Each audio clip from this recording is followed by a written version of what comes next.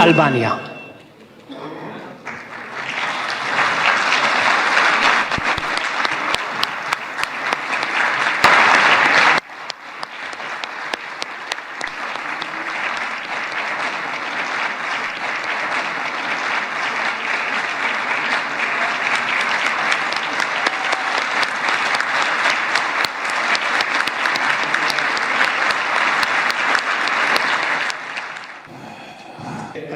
שגרירת ישראל באלבניה, הגברת גלית פלג, מנכ"ל הכנסת, משה צ'יקו אדרי, מזכיר הכנסת, עורך הדין דן מרזוק, היועצת המשפטית לכנסת, עורכת הדין שגית אפיק, ראשי הנציגויות הזרות, חברי הנהלת הכנסת, אורחים נכבדים וקהל נכבד. אורח הכבוד שלנו, ראש ממשלת אלבניה, מר אדי רמה ובת זוגו הגברת לינדה רמה.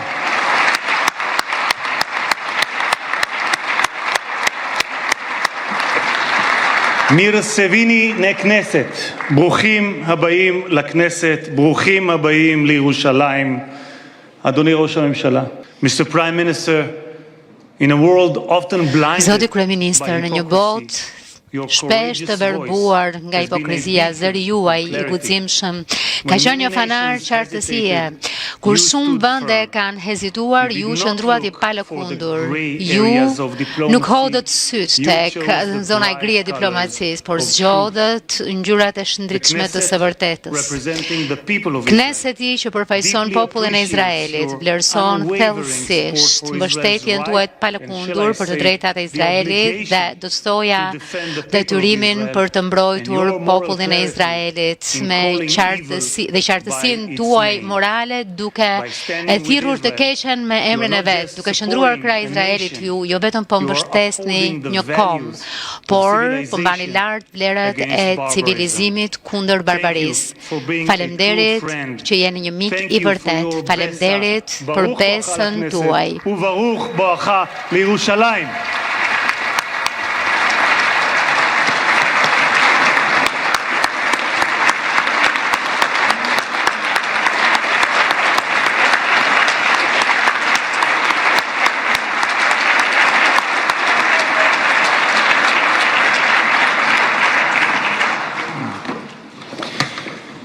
אני מתכבד כעת להזמין את ראש הממשלה, חבר הכנסת בנימין נתניהו, לשאת דברים.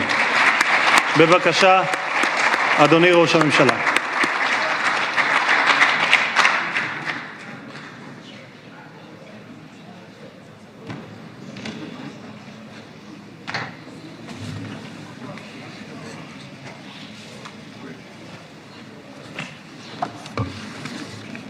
Të nderuar kryetari i Knesetit, zoti Miruana, i të nderuar ministrat të Izraelit, të nderuar anëtarë të Knesetit, i nderuar kryetari i opozitës. Mysafiri ju i rëndësishëm vjen nga Shqipëria dhe mbi të gjitha është një mirë. Kryeministri Shqipërisë Edi Rama dhe zonja Linda Rama e po kështu edhe delegacionit të rëndësishëm që ju shoqëron. Uroj të gjithë mirësevinin në Izrael, mirësevinin në Jeruzalem.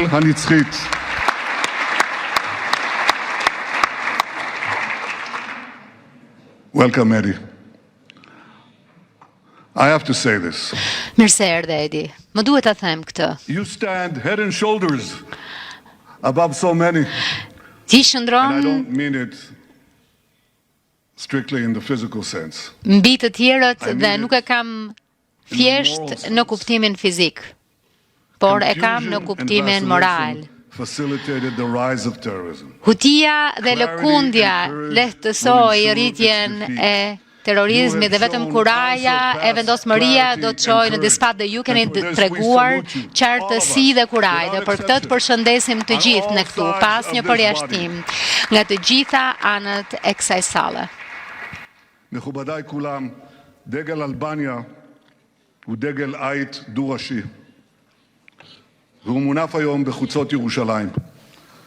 זהו מחזה מרנין לב Shohim tashmë në Jeruzalem dhe është një vizion I mrekullueshëm që vetëm pak vite më parë kjo pamje ndoshta mendoj se diçka e paperceptueshme të shihje flamurin, simbolin, kishte distancë, ndoshta shkëputje, por sot mund të themi që marrëdhëniet midis Shqipërisë dhe shtetit të Izraelit janë më të mira se kurrë. Po kështu në nivel qeveritar, ashtu edhe personal. Kështu që kur shoh sot dy kokat e Shqiponjës që shohin në drejtime të ndryshme si shembull I së shkuarës e I së ardhmes,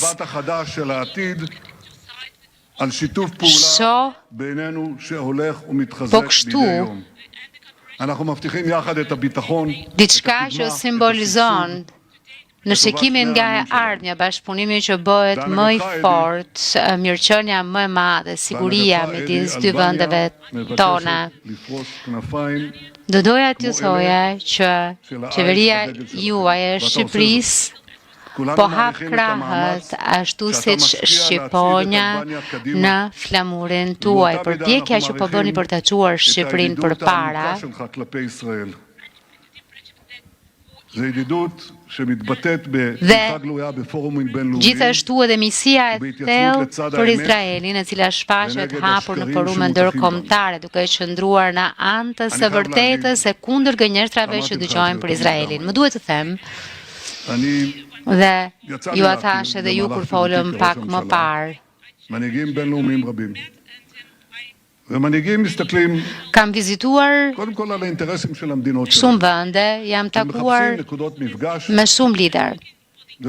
Pikëpari ata shohin interesin e vetë, dhe së pari pra shikohen se ku janë lidhjet, po këtu ka diçka më të thellë dhe ndodh kështu vetëm me lider të veçantë ndodh me ju, dhe kjo është empatia e thellë që ndjejmë që ju vjen prej zemre. Është e qartë, ndjet në ajër, njerëzit e ndjejnë këtë empati të thellë që ju vjen nga shpirti, nga zemra. Dhe kjo natyrisht reflekton edhe popullin tuaj. Shqipëria e kupton Izraelin dhe Izraeli e kupton Shqipërinë. Shtetet e vogla luftojnë për ekzistencën e tyre dita ditës. Dhe me ekzistencë nuk kuptoj dhe vetë premtimin e ekzistencës së jetës, sepse është kjo ekzistencë që vjen para së gjithash. Kemi shumë armiqe, shumë shtete të cilat nuk janë miqësore me ne, duke nisur që nga historia, duke parë shumë sulme e akte terroriste dhe të fundit në tetor 2023 që është kryer nga Hamasi.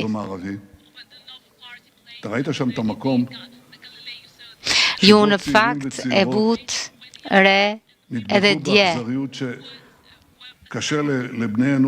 kur pat fotot e të rinjve e të rejave të masakruara, dhe është shumë e rëndësishme për njerëzit kuptojnë se çfarë ka ndodhur këtyre burrave grave të reja, dhe në fundit ajo çfarë donin ishin të kremtonin jetën, të vallëzonin në një festival muzikor. Natyrisht, ajo u shndrua në një masakër, ata terroristë vranë, përdunuan, dogjën shumë njerëz. Do ta përshkruaja me më shumë detaje, por nuk dua të hyj aty sepse ajo çfarë kemi parë është njerëzore. Dhe në fakt, këto masakra janë pikërisht ashtu si që janë dhe ata, naziste. Ata janë nazist. Dhe ishte akti hapës I luftës që u hapë nga Irani që donte të na fshinte nga faqja e tokës. Dhe në fakt, ju e kuptoni pikërisht se regjimi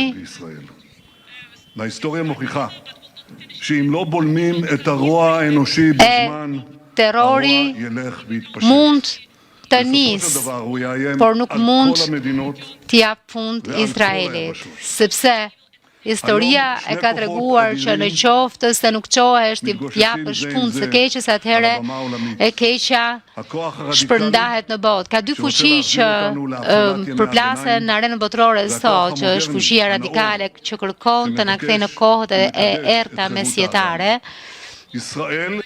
dhe fuqia tjetër që kërkon të shpëtojë jetët e njerëzve Izraeli, është renditur me këtë kamp të dytë. Ushtarët tanë do të mbrojnë shtëpitë tona, vlerat tona. Gjatë këtyre 2 viteve kemi vepruar fort dhe kemi paguar një çmim shumë të lartë. Ne do të luftojmë kundër çdo kujt që na sulmon, dhe siç e thash momente më parë, kemi sjell në Izrael, kemi kthyer të gjitha pengjet, ato që janë gjallë e ata që janë vrarë. Sot kthyem edhe pengun e fundit. Por cila është faza tjetër? Faza tjetër është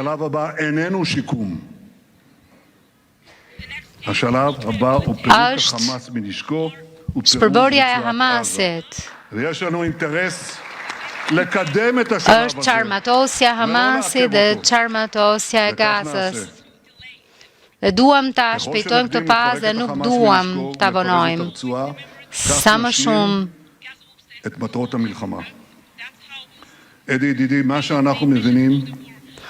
Të vazhdoj kjo situata aq më shumë, nuk do të mund ta përfundoj, pra do ta përmbushim këtë mision. I dashur Edi, si patriot shqiptar, ju i njihni e i vlerësoni këto përpjekje heroike. Në Shqipëri ka shumë heronj. Së pari, heroi juaj kombëtar, i cili luftoi në shekullin e 15 kundër perandorisë otomane.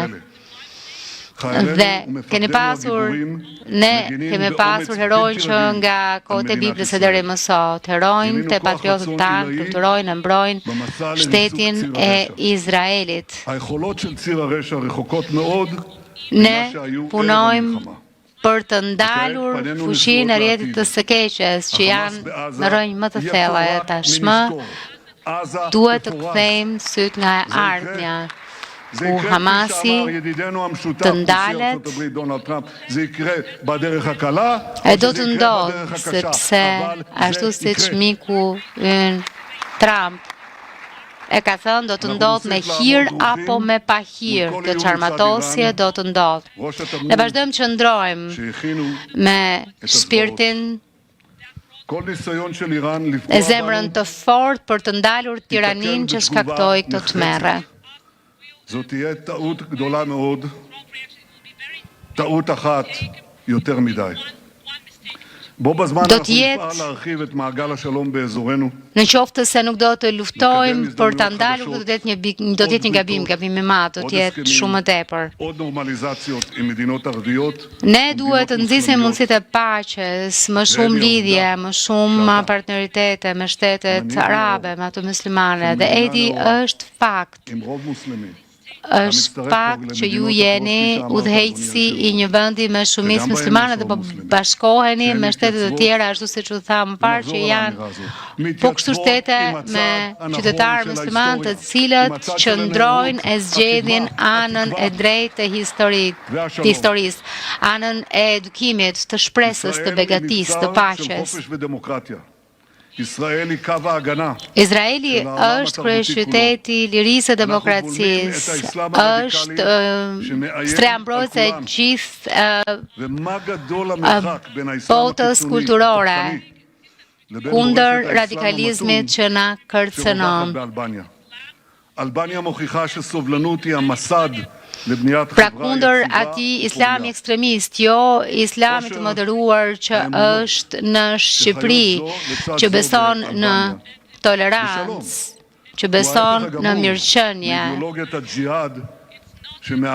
Dhe bashkëjetesa e paqët në Shqipëri është krejt kundër ideologjisë së xhihadit.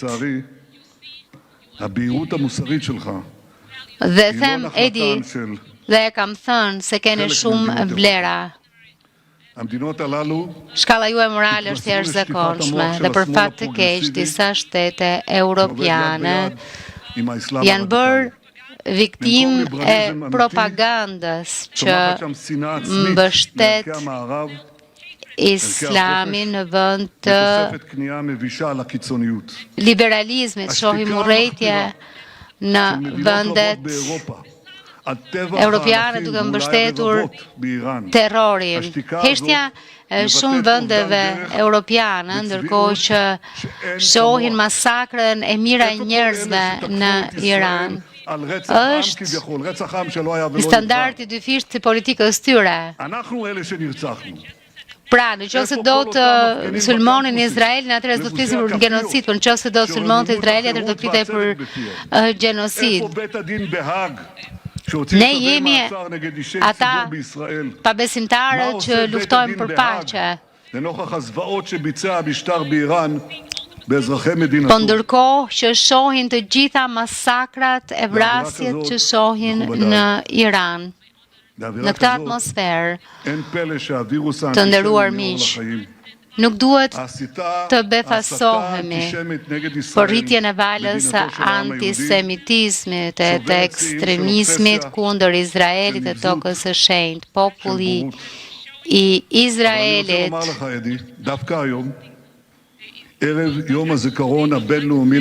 thuhet apo thonë që populli i Izraelit po tregon në fakt shembullin më të keq në botë. Po dua t'ju them që shembulli më i keq është ai i Holokaustit. Dhe ndërkohë ju vini sot edhe në kuadër të një konferencë të madhe që organizojmë në Izrael kundër semitizmit. Edhe 8 vjet më parë ishte po e njëjta urrëtie, po e njëjta frymë. Po të njëjtët konspiracionet të çmendura. Sot, ne nuk jemi të pashpresë, mund të mbrojmë veten, kemi një shtet të fortë, kemi një ushtri të fortë, forca të fuqishme sigurie, kemi aftësinë për të ndaluar ata që sulmojnë. Kur më, kjo është ajo që themi, dhe kur më është tani, po ndodh tani. Ai kapitulli i historisë tonë nuk do të harrohet kurrë. Dhe është diçka që do të ndjek e në brezat ardhshme, vetëm dhe në brezat ardhshme, por ajo çfarë nuk do të harrojmë, po kështu është edhe shembulli atyre njerëzve që shpëtuan hebrejt, që ndihmuan të iknin persekutimi. Dhe në fakt, ajo çfarë kemi parë në Shqipëri është unike. Është unike. Me pushtimin italian edhe më unike gjatë pushtimit nazist. Dhjetra e qindra shqiptar musliman rrezikuan jetët për të shpëtuar hebrejt. Ata i fshehën hebrejt, ndan bukën me ta. Vun në rrezik jetët e tyre.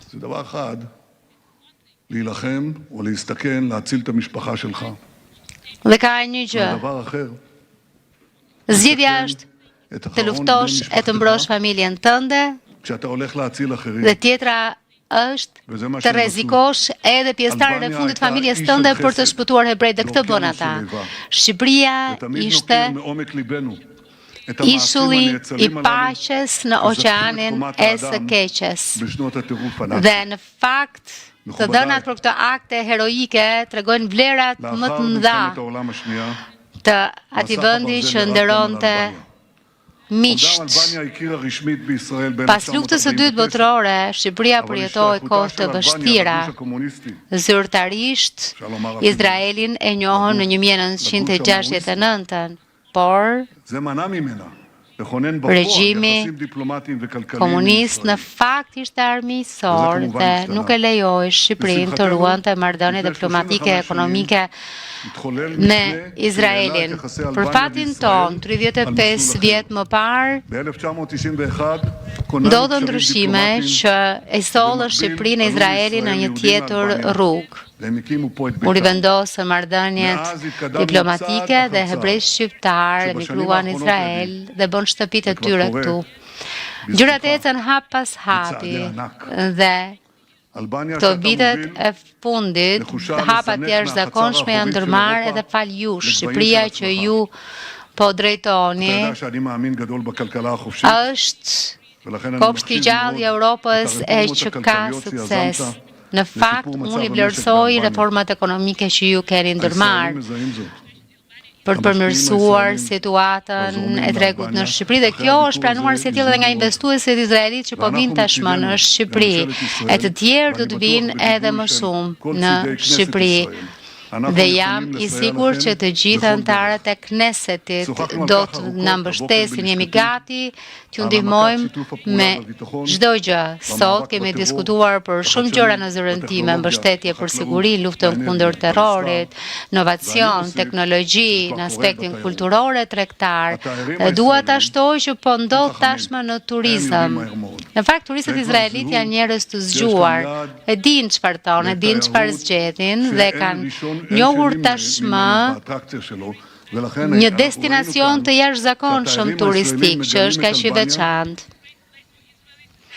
Sepse është edhe një vend i shkëlqyer për izraelitët. Dhe shohim një rritje gati me 1.000% izraelitëve që vinë dhe vizitojnë Shqipërinë, sepse ata admirojnë Shqipërinë, po vinë gjithmonë më të shumt dhe edhe për palë shijes tuaj estetike, po bënë Shqipërinë edhe më të bukur nga vendet më të mira, me natyrë, pyjet bukura, detet bukura, duhet të shkoni në Shqipëri.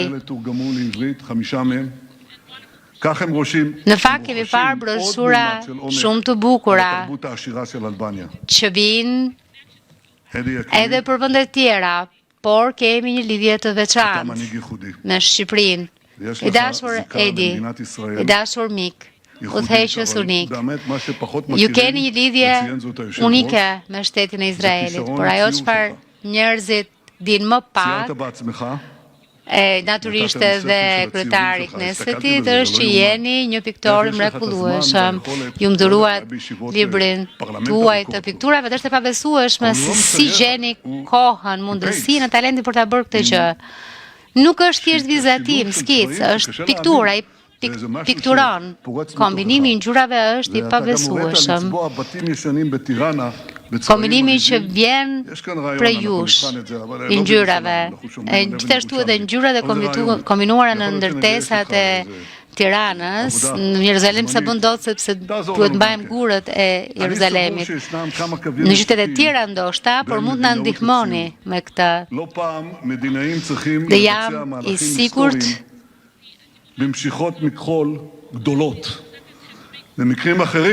që në fakt edhe në qeverinë tonë, diplomatët tanë duhet hedhin një hap historik. Të punojnë në mënyrë të përqendruar për të bërë diçka të madhe. Në këtë vizitë do të pikturojnë së bashku, do të bëjmë atë çfarë është më mirë për Shqipërinë e për Izraelin. I dashur Edi, dashur kryeministër, ju jap një përqafim juve, delegacionit tuaj, mirëse erdhët të gjithë. Mirëse erdhët ju, mik i dashur, e të gjithë miq këtu në Izrael. Ju dërgoj përqafime, ju japim mbështetjen tonë, ju kemi në zemër. Faleminderit shumë.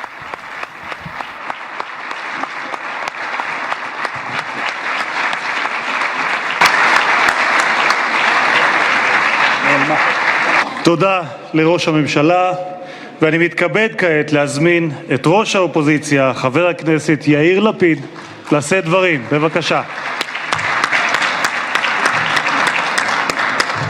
Good to see you again.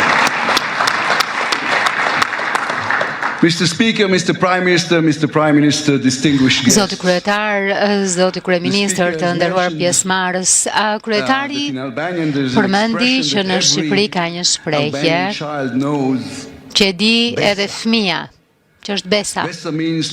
Besa do të thotë të mbash fjalën, apo të jesh një njeri te i cili mund të mbështetesh. Ne, populli hebre, e dim që ky koncept mbart një kuptim të thellë të përgjigjes për pyetjen nëse Shqipërisë mund t'i besohet dhe që është në fakt testuar në orët tona më të errta e mbajti fjalën. Në fillim të luftës së dytë botërore, Shqipëria ishte e pushtuar nga italianët dhe në 1943-shin ushtria naziste hyri dhe pushtoi sërish Shqipërinë. E gjëja e parë, siç bën në çdo vend që pushtuan, nazistët kërkuan një listë hebrejsh që jetonin në vend.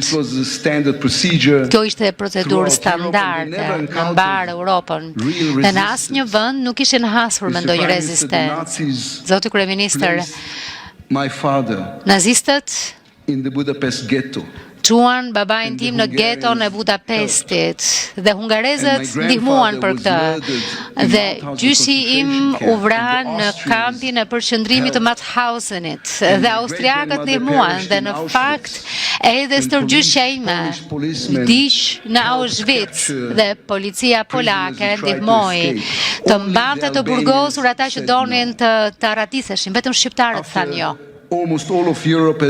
Pasi thuajse e gjithë Europa i kishte dorëzuar hebrejt e saj në kampe të shfarosjes, shqiptarët thanë, ne do t'i mbrojmë hebrejt, sepse ne dim si të dallojmë të mirën nga e keqja.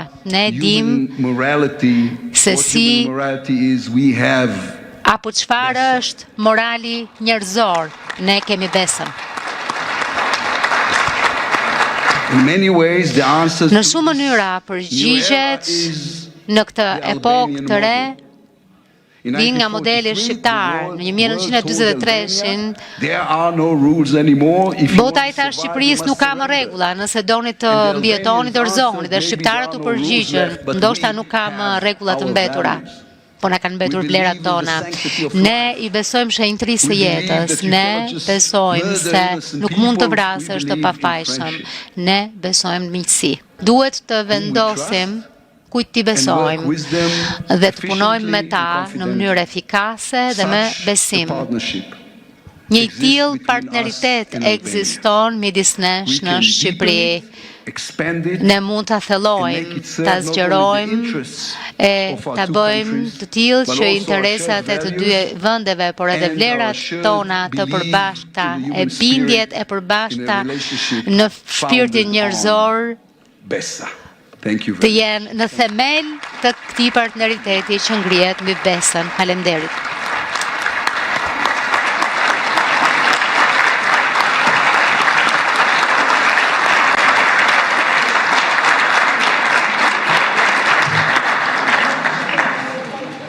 And now, as they elevate the Tashmë, ndërkohë që e ngren lart podiumin për ju, zoti kryeministër, ftojmë që fjalën ta mbajë kryeministri i Shqipërisë, Edi Rama.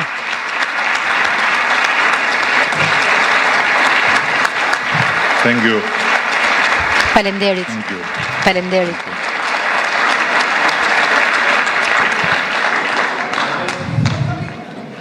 Well, I'm not entirely certain that Ende nuk jam plotësisht i sigurt që on the very floor beneath my feet. ndodhem vërtet pikërisht mbi dyshemen në këmbët e mia, dyshemeja prej ku mysafirët më të nderuar të këtij shteti i janë drejtuar kësaj dhome. And although E megjithse modestia nuk e qenë kur virtyti im më i palëkundshëm, më duhet ta them se e kam të vështirë të besoj se meritoj një vlerësim kaq të jashtëzakonshëm.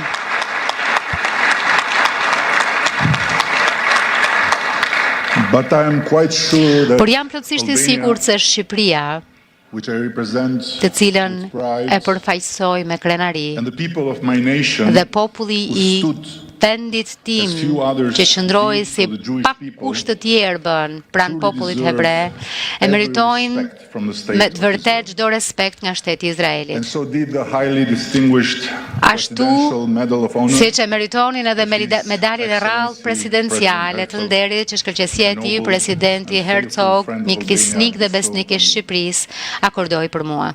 Peace and the mercy of God Almighty be Paqja upon you. e mëshira e Zotit të plot fuqishëm qofshin mbi ju, dhe paqja qoftë për të gjithë ne me dëshirën e Zotit. Këto ishin fjalët me të cilat një far njerëzor i kurajës dhe pajtimit, një udhëheqës jeta dhe vdekja e të cilit u shenjuan nga ndjekja e pareshtur e paqes, presidenti Anwar Sadat i May his Egjiptit, memory be blessed. i bekuar qoftë kujtimi i tij, His historic address hapi to the Knesset. fjalimin e vet historik përpara Knesetit pikërisht nga ky vend. Ai vazhdoi: paqe për ne të gjithë në tokat arabe dhe në Izrael gjithashtu, dhe në çdo cep të këtij globi të gjerë, kaq të rënduar nga konfliktet të përgjakshme, të coptuar nga kundërshti të mpreta e të kërcënuar her pas here nga luftra shkatërrimtare, të nisura nga njeriu për ta zgjësuar të ngjashmin e vet, sepse mes rënojave të atyre që ka ndërtuar njerëzimi dhe eshtrave të viktimave të tij nuk ka as fitues dhe as të mundur. I vetmi i mundur është njeriu, krijesa më sublime e Zotit. Fjalë të thëna nën këtë çati, të dala nga zemra e një gjenerali të rritur luftrash, i cili pasi bëri edhe luftën e tij, tronditi botën duke udhëhequr vendin e vet drejt një marrëveshjeje paqe me Izraelin. Gati gjysmë shekulli më vonë, ato tingëllojnë me të njëjtën fuqi e të njëjtën urgjencë si në ditën kur u shqiptuan për herë të parë. I nderuar Zoti Kryetar i Kuvendit, Zoti Kryeministër, Zoti Lapid, zonja dhe zotrinj deputet të Knesetit, nuk gjeja dot fjalë më të përshtatshme për të nisur fjalën time dhe për të qetësuar frymëmarrjen prej emocionit të thellë që e dija se do të më pushtonte në këtë vend kaq të veçantë. Në qoftë se Mosadi s'ju ka informuar plotësisht, po ju informoj unë që po më dridhen gjunjët.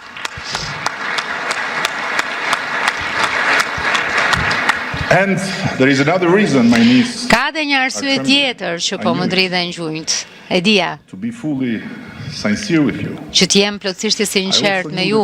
E dija gjithashtu se kur të flisja këtu, do të ndihesha si në një provim oratorie, duke pasur përballë një nga 5 oratorët më të mirë në botë, të paktën sipas renditjes sime personale, kryeministri Netanyahu.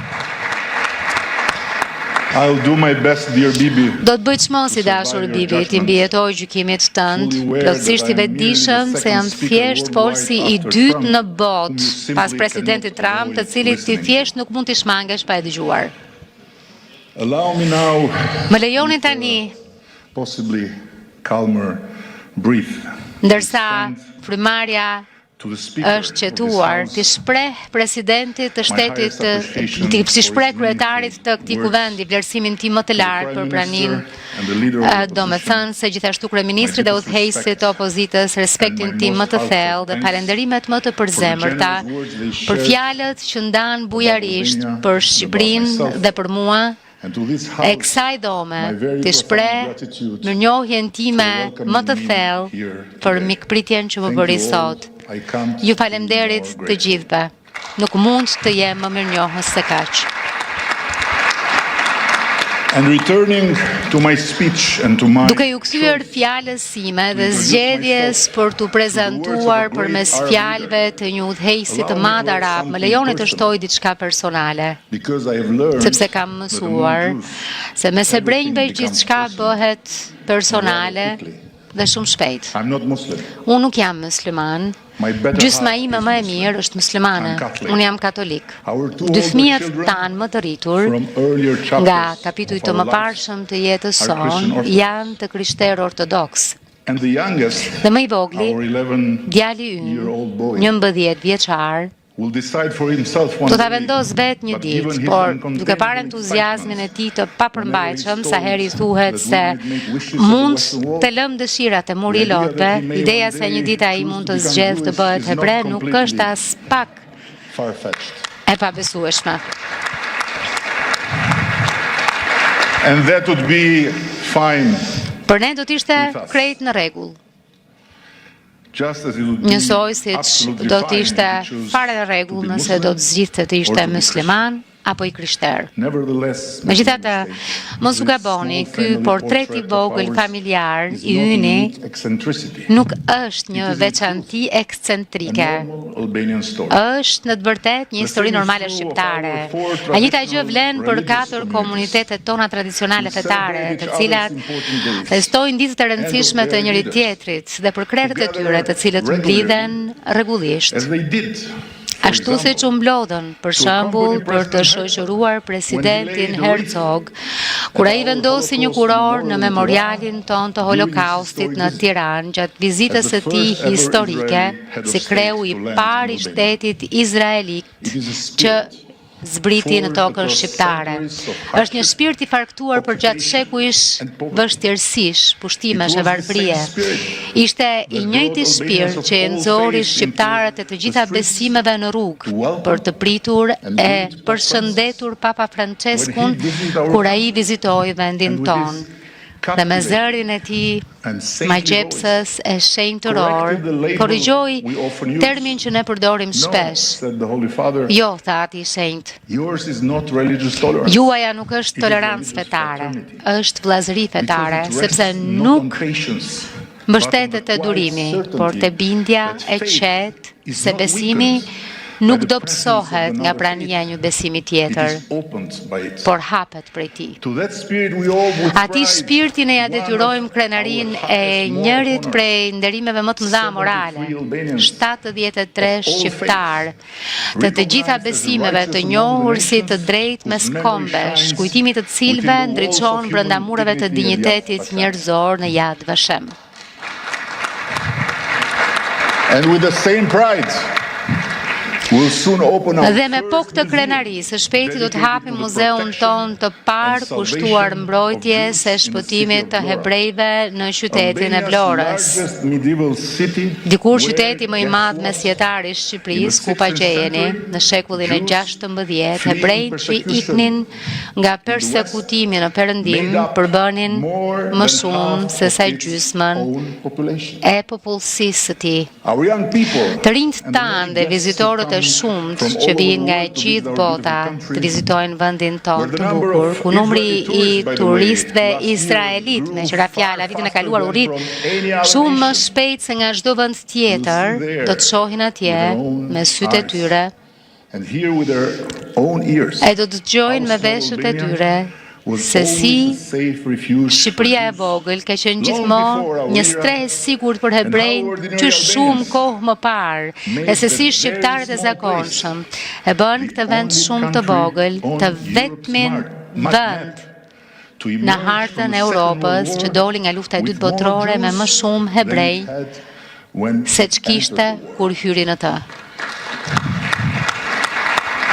No one else in Europe Askush tjetër në Europë nuk mund të pretendojë një faqe kaq të pastër historie, pa asnjë hebre, pa as edhe një të dorëzuar te nazistët. And no one better than Albania. Askush më mirë se Shqipëria nuk mund të dëshmojë një të vërtet të thjeshtë se qenia musliman dhe anti hebrej njëkohësisht nuk vjen nga besimi në Zot, por nga tradhtia më e neveritshme ndaj Zotit, dhe nuk ka nder më të madh, as përgjegjësi më të rëndë, se sa ta dëshmosh këtë të vërtet këtu, në zemër të Izraelit, në një moment kur lufta e dhimbshme në Gazë përmes vuajtjes së padurueshme të familjeve të pafajshme, si izraelite ashtu edhe palestineze, ka hapur një dritare të re mundësie që përpjekjet për ndërtimin e paqes të kenë sukses. Nuk ka dyshim se një pjesë e këtij nderi të madh për mua lidhet edhe me faktin se vi këtu pak ditë pasi Parlamenti shqiptar ratifikoi vendimin për t'u bashkuar presidentit Trump në përpjekjet e tij për paqe dhe zgjidhje konfliktesh dhe për ta bërë Shqipërinë anëtare themeluese të bordit të paqes, ku do të kontribuojmë me përulsinë dhe detyrën monumentale për ta kthyer këtë dritare të re mundësie në një horizont të ri shprese e begatie për popullin e Gazës e për rajonin. Tani më lejoni që t'ju marr me vete për një moment e t'ju çoj larg Jeruzalemit, në qendrën e kryeqytetit tonë, Tiranës. Ka një tunel në zemrën e saj, u ndërtua për të torturuar të ashtu quajturit armiq të popullit, dhe më sfundi për të bërë ballë një sulmi nga Shtetet e Bashkuara ose Bashkimi Sovjetik, një paranojë e derdhur në beton nga një regjim që kishte frikë çdo rrezelirie dhe mbante popullin e vet peng në një burg në qiell të hapur. Kjo kujtesë e gjallë më ka bërë gjithmonë të ndjej keqardhje për figura apo organizata ndërkombëtare të respektuara me qëllime të mira që me të drejtë kanë përshkruar Gazën si një burg në qiell të hapur, por kanë dështuar të identifikojnë autorin e vërtet të burgosjes së popullit të Gazës. Ata kanë gatruar kishtin me atë çka kishte tregonte dhe kësaj duke bërë këtë, dështuan të kuptojnë se xhelati i Gazës është Hamasi, askush tjetër përveç Hamasit.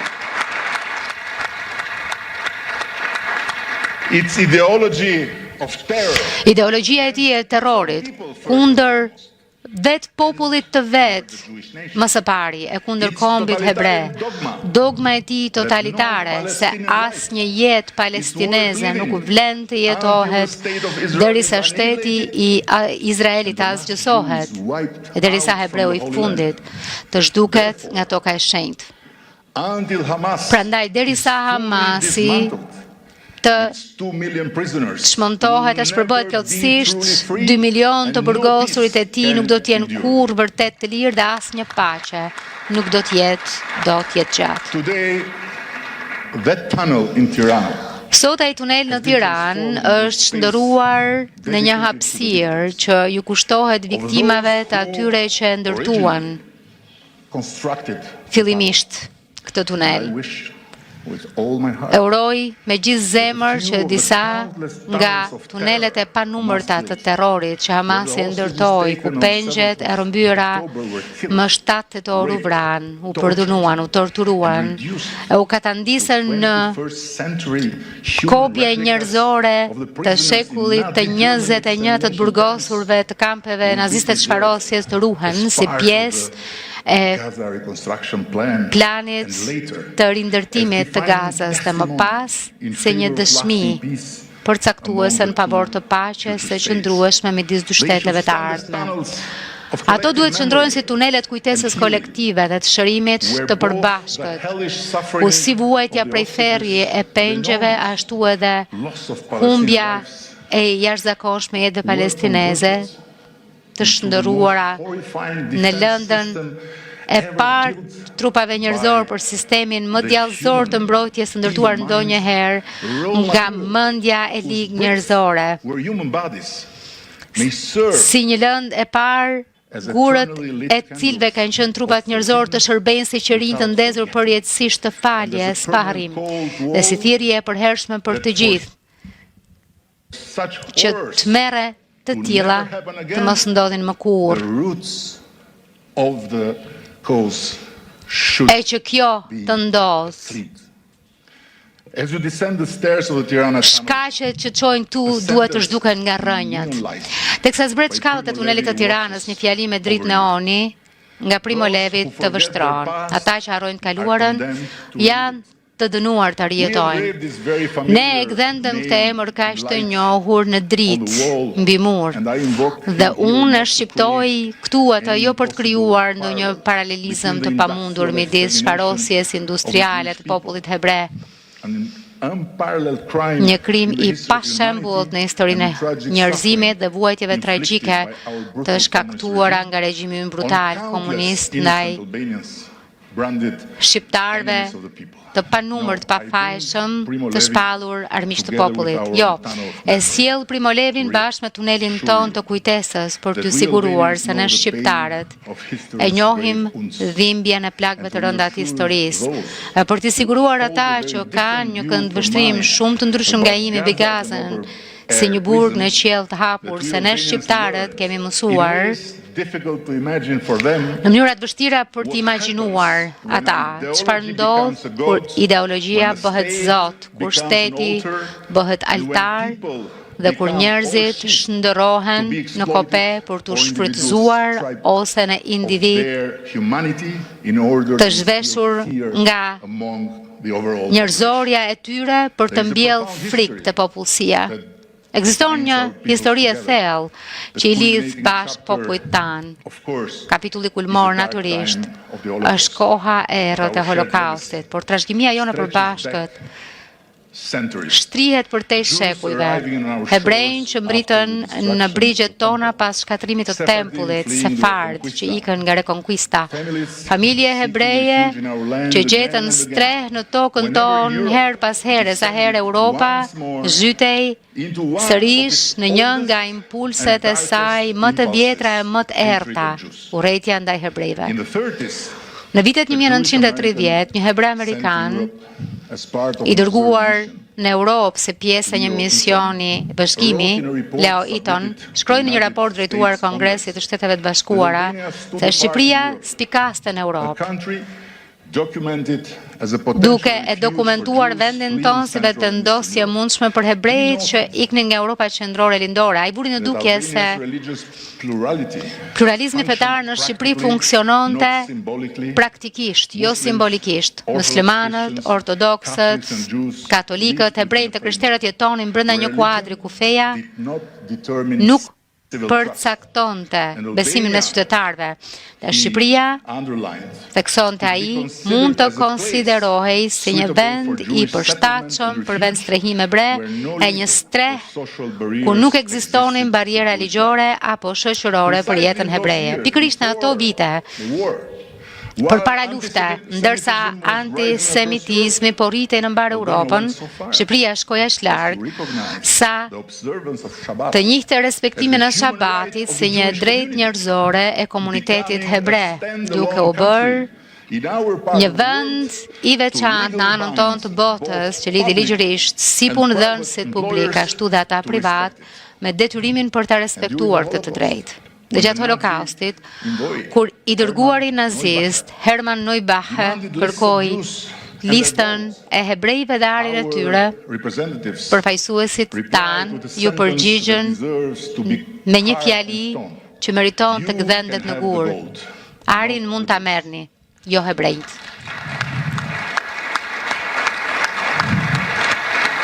The gold Ari ishte i tyre për ta marrë, hebrejt ishin tanët për t'i mbrojtur. Kjo nuk është legjend, kjo është Shqipëria, ku hebrejt nuk ju fshehen shoqërisë, por shoqëria i fshehu ata. Dhe nëse doni shpjegimin e kësaj mrekullie, nuk duhet një teori politike apo një rabin, ndonse e di që rabinët din të shpjegojnë gjërat më të vështira me fjalët më të thjeshta, e madje edhe mund të parashikojnë mrekullirat. Jo, ju duhet vetëm një fjali nga ligji ynë i parë, i shkruar në mesjet. Kanuni, kodi shqiptar i nderit, shtëpia e shqiptarit i përket Zotit dhe mikut, jo thjesht mikut që t'i fton, sigurisht. edhe ati. Por mikut që të troket në derë, të huajit që ka nevojë për ndihmë, dhe tradhtia ndaj atij miku në kodin ton është krimi më i pafalshëm. Ajo ta njollos emrin me turp, e ndëshkon familjet tëra me përjashtim nga jeta e komunitetit. Kështu, më mirë të vdesësh se sa të dorëzosh mikun. E me qenë se hebrejt ishin mysafirët e Shqipërisë, kur makinaria më e frikshme e vdekjes që njerëzimi ka krijuar ndonjëherë mbriti në tokën tonë për shqiptarët, e mbi të gjitha për shqiptarët musliman që atëherë përbënin në shumicën ndërmuese zgjedhja ishte brutalisht e thjeshtë, më mirë të vdesim se sa të dorëzojmë hebrejnë tanë.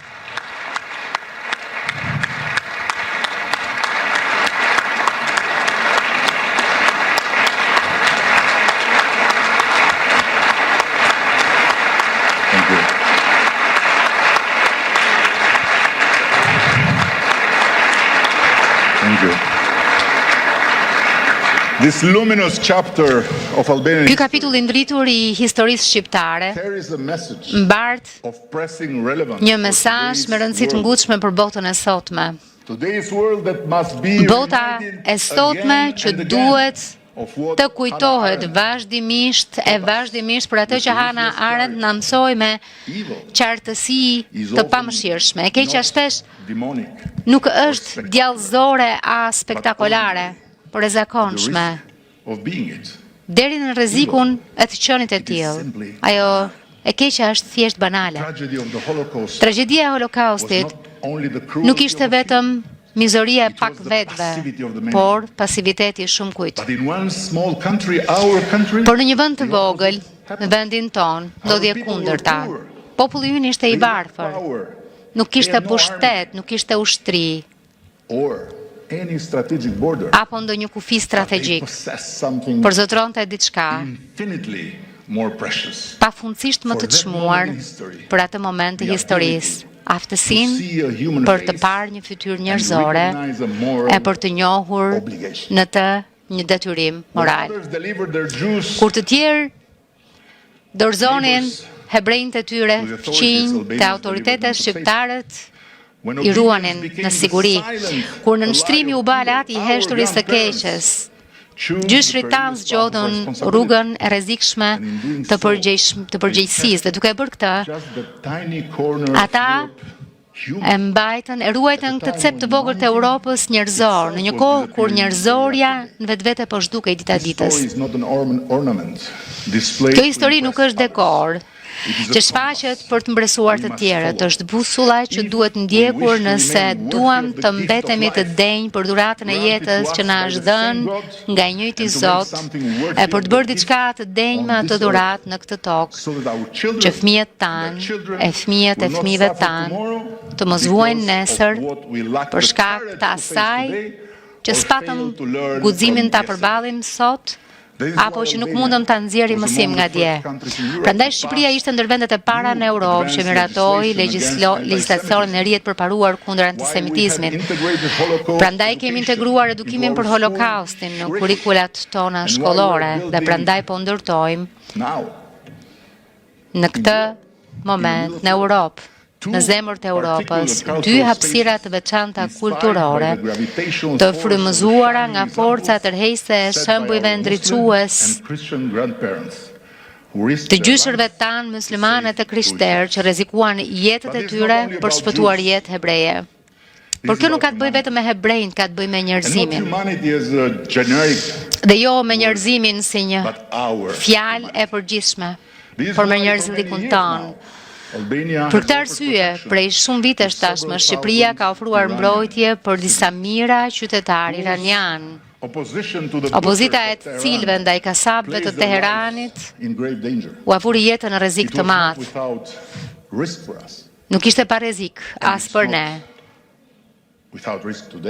A nuk është parezik as edhe sot. Të mbetesh njerëzor kur e njerëzishmja jote vjet në trysni nuk është kur parezik, përkundrazi. Dhe pikërisht sepse e morëm përsipër atë rrezik disa vite më parë, Shqipëria pësoi një sulm masiv kibernetik drejtuar nga Irani, që synonte të shkatërronte të gjithë infrastrukturën tonë publike digjitale.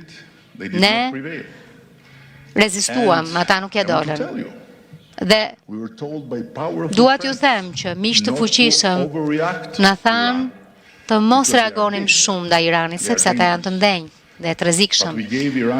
Por ne i dham personelit të ambasadës iraniane në vend 24 orë për t'u larguar nga vendi dhe kaputëm edhe fijen krejt të hollë të lidhjes që kishim me Republikën Khomeiniste, të cilën kur nuk do ta quaj islamike, sepse islami është dashuri, e për ulësi, khomeinizmi është urrejtje dhe vdekje.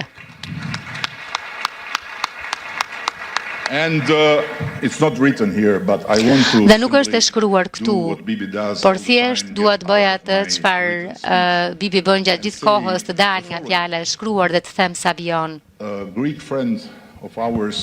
Një mik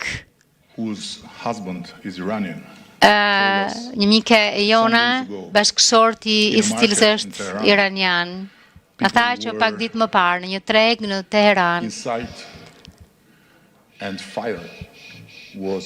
njerëzit ishin pranishëm dhe ndërkohë u vu zjarri e tregu u rrethua nga vrasit, dhe njerëzit kishin dy zgjedhje, ose të digjeshin nga flakët brenda tregut, ose të briteshin në dyert të tregut. Po pyetja ime këtu është kjo. Si është e mundur kjo?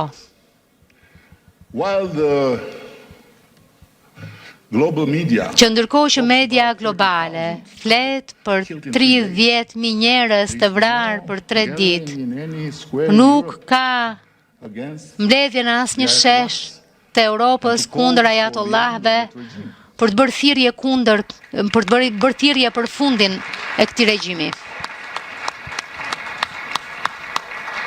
It's a question that is not for you to answer, of course. Natyrisht është një pyetje që nuk kërkon përgjigje prej jush, ju e dini përgjigjen. Dhe siç ofrua mbrojtje për ata që u vunë në shënjestër nga mullahat e Teheranit, Shqipëria u bë gjithashtu stre për disa mira të tjerë të shënjestruar nga mullahat e Kabulit, gjatë kaosit që krijoi tërheqja e shekull të forcave të koalicionit nga Afganistani.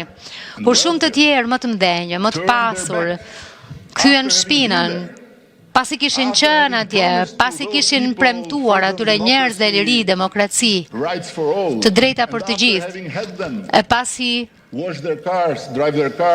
e kishin marrë që të pastronin makinat e tyre, shtëpitë e tyre, u zhdukën.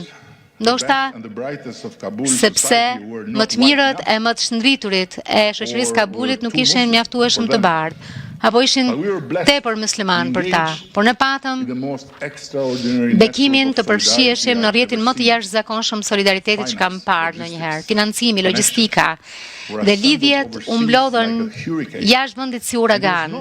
Dhe nuk ishte qeveria e SBA-s që organizoi, ishin qytetarët amerikanë nga çdo stres, e fushë jetës e përtej ndarjeve politike, të cilët mobilizuan njerëzoren e tyre për të shpërtuar jetë përmes një zinxhiri të jashtëzakonshëm duarsh që formuan një trekëndësh midis Shteteve të Bashkuara të Amerikës, Shqipërisë dhe Katarit, kur ministri i jashtëm i Katarit asaj kohe, sot kryeministri Mohammed bin Abdulrahman, është ndruar në një lloj kulle kontrollit të shpresës dhe ktheu aeroportin e Dohës në një rrugë shpëtimi drejt jetës për mira njerëz që u pritën me dëmshuri në Shqipëri.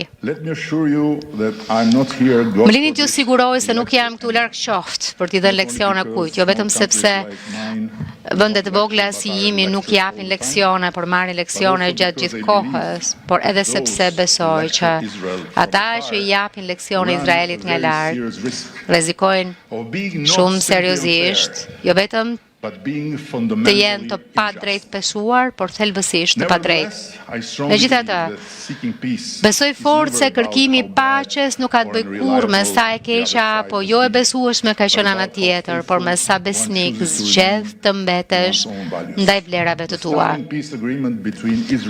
Marrëveshja mahnitëse e paqes mes Izraelit dhe Emirateve të Bashkuara Arabe, në të cilën një udhëheqës botror i rrallë si Sheikh Mohammed bin Zayed theu epoka gjata konfliktit dhe i mësoi botës me shembull se nëse kujtojmë se Zoti është në anën tonë, por gjithashtu edhe në anën e tjetrit, dhe jemi mjaftueshëm të guximshëm për të kuptuar se në syrin e qiellit jemi të gjithë në të njëjtën anë të paqes. Atëherë paqja nuk është thjesht një rrugë e mundshme drejt së ardhmes, por është e vetmja rrugë e mundshme e së ardhmes.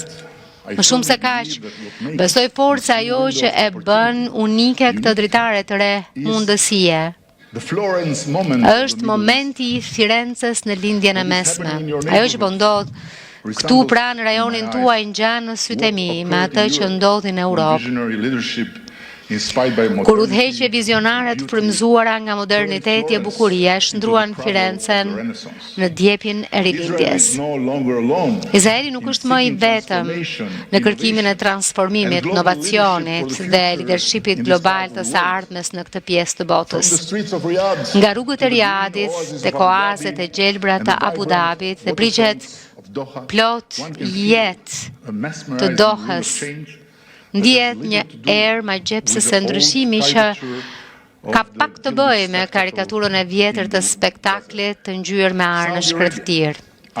Arabia Saudite në udhëheqjen e saj të udhëheqësit të ri e me iniciativë vendosur e vizionare, tipare të së cilës të kujtojnë Lorencën e Madrishën të Firencës, po ndryshon me një shpejtësi maramense. Emiratet e Bashkuara Arabe janë vendosur në pararojë të lidershipit global në agjendën e gjelbër, ndërkohë që e gjithashtu të përgjegjësisë sociale, përtej kufive, përtej ngjyrës lëkurës, përtej dallimeve, ndërkohë që Katari udhëhequr për më shumë se një dekan nga emiri i tij i ri e largpamës, Sheikh Tamim bin Ahmad Al Thani, ka bërë një kapërcim të jashtëzakonshëm në skenën botërore, palë po kështu edhe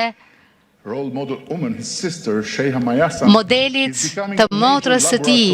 Sheikha El Mayasa po shndrohet në një laborator të madh të transformimit urban e të stilit jetesës një rrugë re. Emëruesi i përbashkët thot mes qinjve tuaj arab është shtysa për të modernizuar në çdo drejtim, për të zbukuruar në çdo hap. Dhe së bashku, sinqerisht ata po e bëjnë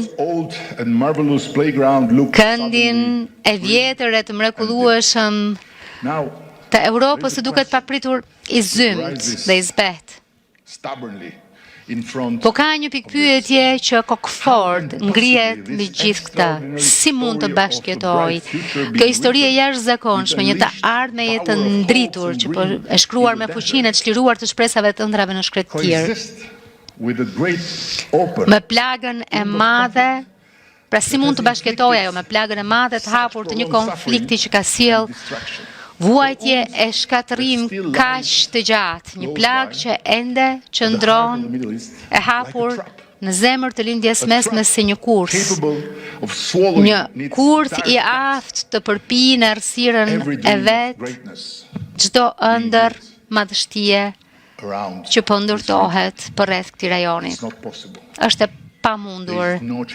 Nuk ka asnjë shans që të dyja të rinë së bashku për gjatë. Ndaj, uroj fort që marrëveshjet abrahamike do të vazhdojnë dhe uroj që ndoshta duke hedhur syt nga e shkuara e përgjakshme me sytë e një të ardhme të shndritshme dhe jo anasjelltas, ky rajon në tërësi mundet ashtu siç Emiratet e Bashkuara Arabe apo ndonjë tjetër ka bërë tashmë, do të zbulojë jo vetëm se paqja është e mundur, por se paqja mund të ngrejë të gjitha vendet, paqe bërë se pothuajse si një mrekulli lart në hapësirën e besimeve abrahamike.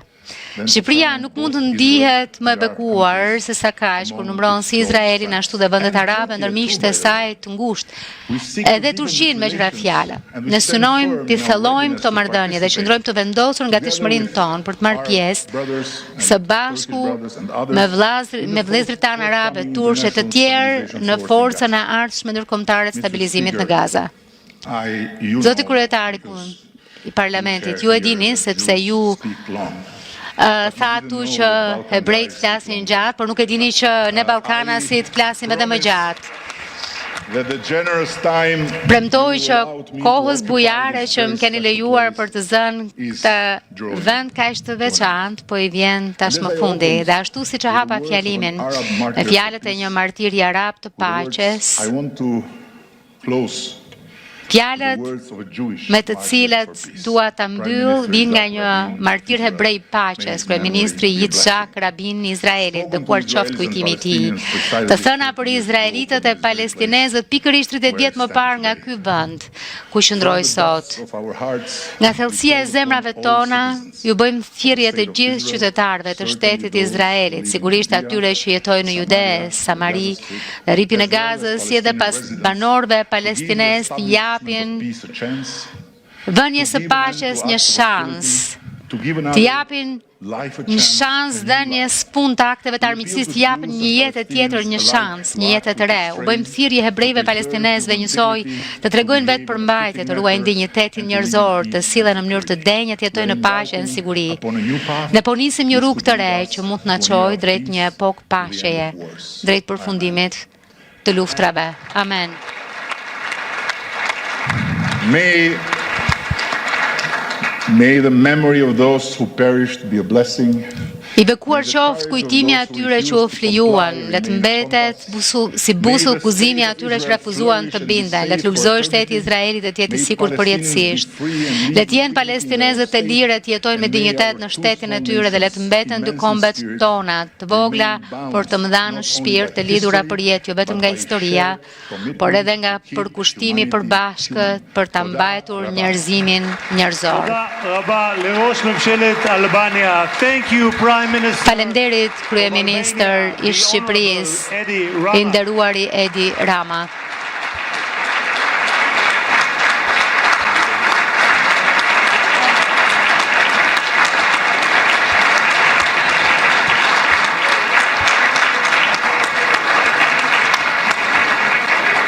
כבוד יושב ראש הכנסת וכבוד ראש ממשלת אלבניה.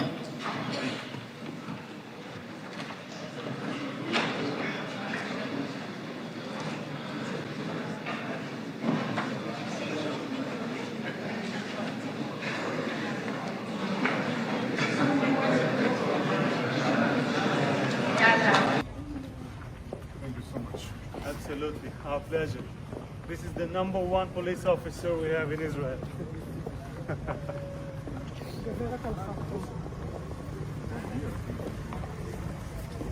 Once again, I am so grateful that you could come. We are very honored.